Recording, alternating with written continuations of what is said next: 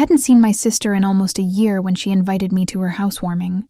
She'd recently gotten married, and her new husband came from money. Real money. Their new place was a massive, modern home in an upscale neighborhood I'd only ever driven through before. I was happy for her, honestly. We didn't grow up with much, so seeing her thrive should have been a good thing.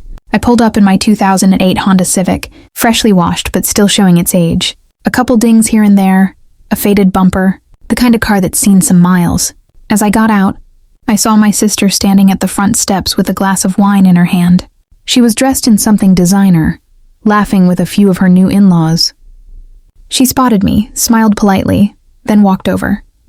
Before I could say anything, she glanced at my car and said under her breath, "You really couldn't rent something nicer? This is kind of embarrassing." It stung. I brushed it off with a laugh, trying to keep the mood light.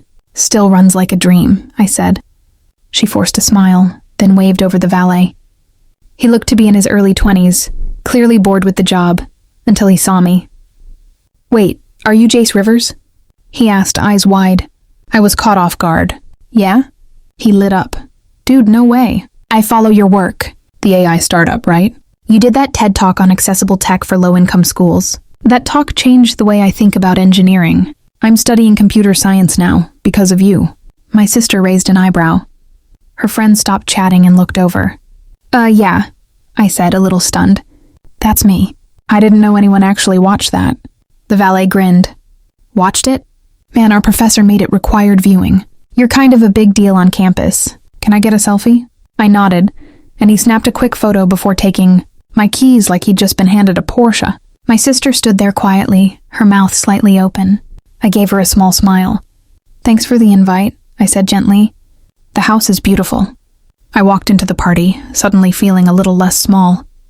For once, I didn't care that my car had a dent, or that my suit was off the rack. Because someone out there saw value in what I did, not in what I wore or drove. By the end of the night, my sister introduced me to her husband's colleagues as the one I told you about, the tech guy doing big things.